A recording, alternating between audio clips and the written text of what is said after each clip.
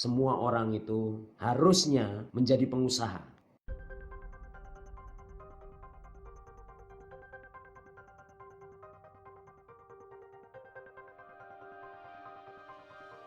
Selama ini saya selalu mendengar bahwa yang namanya pengusaha itu, untuk menjadi seorang pengusaha itu rumit, minta ampun, dan semua orang berpikir bahwa yang namanya pengusaha itu adalah keturunan, pengusaha itu adalah warisan. Dan ada satu hal yang membuat saya berpikir kurang pas kalau negara disebut maju itu apabila usahawannya itu sudah minimal 3%.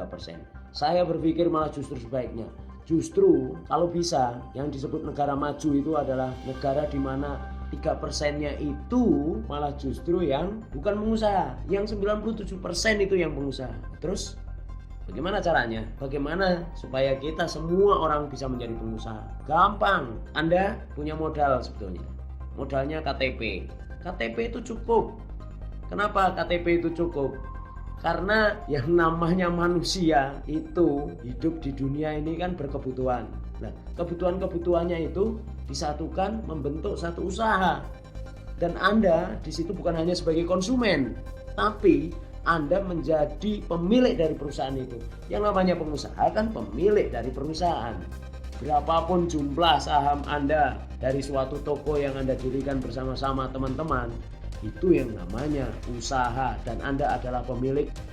Jadi semua konsumen, semua orang yang ber-KTP atau mungkin orang yang tidak punya KTP karena ngurus KTP itu susah dan mahal, semua orang bisa menjadi pengusaha.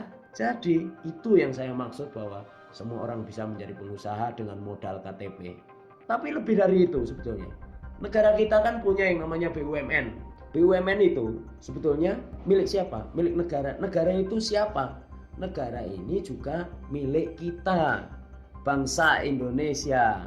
Anda punya kepemilikan di dalamnya.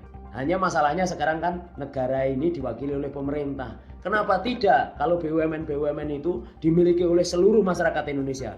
Pelanggan listrik itu menjadi pemilik dari perusahaan. Terus kemudian apa? Telekomunikasi.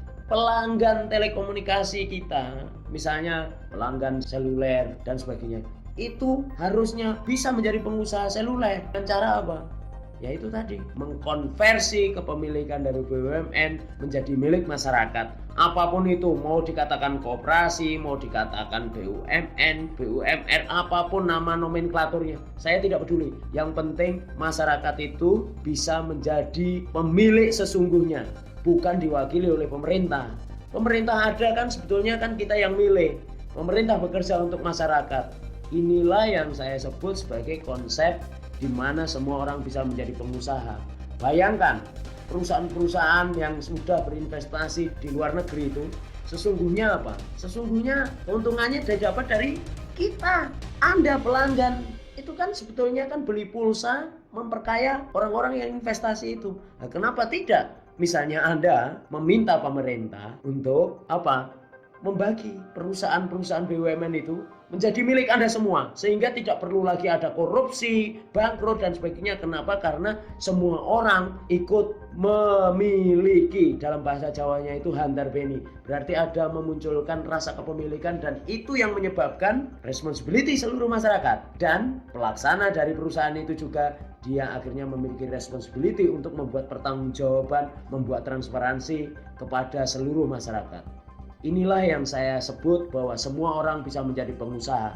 Jadi jangan berpikir bahwa yang namanya menjadi pengusaha itu harus dari anak konglomerat, apalagi yang namanya warisan. Jadi pengusaha itu tidak perlu warisan. Anda mewarisi hidup untuk menjadi pengusaha di dunia ini. Semua adalah khalifah. Semua adalah pemimpin, itu artinya semua adalah orang yang memiliki kedaulatan. Dan kedaulatan harus Anda wujudkan bahwa Anda bukan hanya sebagai objek dari orang-orang kaya, tapi Anda bisa mengendalikan perusahaan, bisnis yang Anda miliki secara bersama-sama.